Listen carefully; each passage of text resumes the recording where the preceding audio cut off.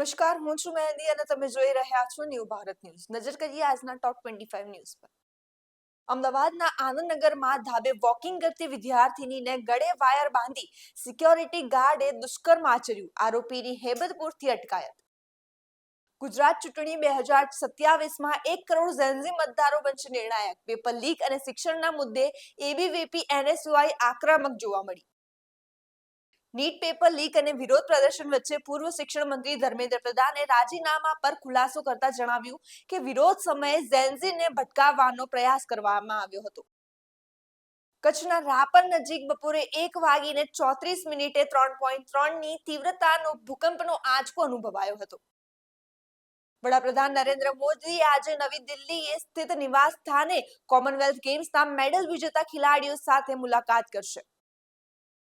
અમદાવાદ પછી હવે રાજકોટમાં પણ સીએનજી અને સ્પેર પાર્ટ્સના ભાવ વધારા સામે રિક્ષા ચાલકોએ મિનિમમ ભાડું ₹25થી વધારીને ₹30 કરવાની માંગ કરી. ગાંધીનગરના કલોલની 27 વર્ષીય સગીરા પર ગેસ્ટ હાઉસમાં પ્રેમીએ આચરેલા ભયાનક દુષ્કર્મ બાદ રક્તસ્ત્રોત અને ઇન્ફેક્શનથી સારવાર દરમિયાન દર્દનાક મોત. ડાંગના પર્વતારોહક ભુવન રાઠોડે હિમાચલ પ્રદેશના 6111 મીટર ઊંચા માઉન્ટ યુનામ શિખર પર તિરંગો લહેરાવી ઇતિહાસ રચ્યો.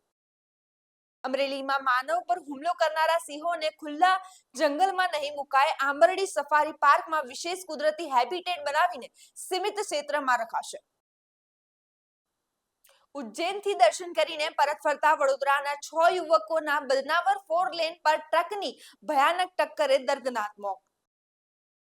છોટાઉદેપુરના નસવાડી ખાતે વિશ્વ આદિવાસી દિવસે જળ, જમીન અને જંગલના પૂજન સાથે પરંપરાગત ભવ્ય રેલી યોજાઈ.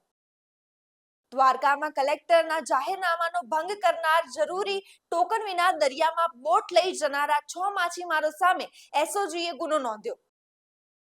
સુરતમાં નવી સિવિલ હોસ્પિટલની હોસ્ટેલમાં 30 વર્ષીય રેસિડેન્ટ ડોક્ટરે હર્ષ પંડ્યાએ ગળે ફાંસો ખાઈ આપઘાત કર્યો. સુરત મનપાના ફૂડ વિભાગ દ્વારા સતત ત્રીજા દિવસે ડેરીઓ, હોટેલોમાં સઘન ચેકિંગ કરીને 333 કિલો ભેળસેળ યુક્ત પનીર ચીઝ જપ્ત કરી 412 વેપારીઓ સામે કાર્યવાહી હાથ ધરી. યુદ્ધ અને 100% ટેરિફના ખતરા વચ્ચે ભારતે અખાતી દેશોને બદલે અમેરિકાથી એલપીજી આયાત વધારી. ભારત સરકારની મેટાને ચેતવણી, કોન્ટેન્ટ મોડરેશન માટે ગ્લોબલ પોલિસી નહીં ચાલે. ભારતીય કાયદા અને ભાષાઓનું પાલન કરવું ફરજિયાત રહેશે. ગુજરાતમાં 3.38 કરોડ લોકો સરકારી મફત અનાજ યોજના પર નિર્ભર હોવાના અહેવાલે રાજ્યમાં આર્થિક સ્થિતિ અંગે ચર્ચા છેડી છે. જેકેમાં આતંકીઓના મદદગારો સામે યુએપીએ હેઠળ કડક કાર્યવાહી. પ્રતિબંધિત સંગઠન જમાતે ઇસ્લામીના નેટવર્ક પર સોપોરમાં મોટા દરોડા.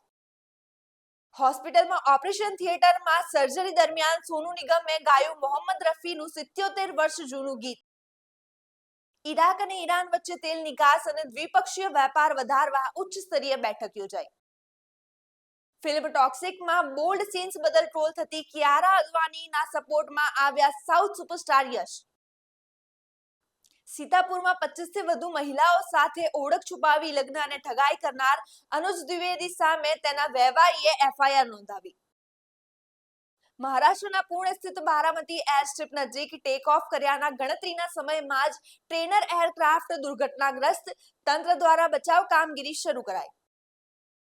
એસબીઆઈ દ્વારા ક્લાર્ક 2026 માટે એસસી, એસટી અને ઓબીસી બેકલોગની 1537 જગ્યાઓ પર નોટિફિકેશન બહાર પડાયું. ઓનલાઈન અરજી 7 થી 27 ઓગસ્ટ સુધી ચાલશે.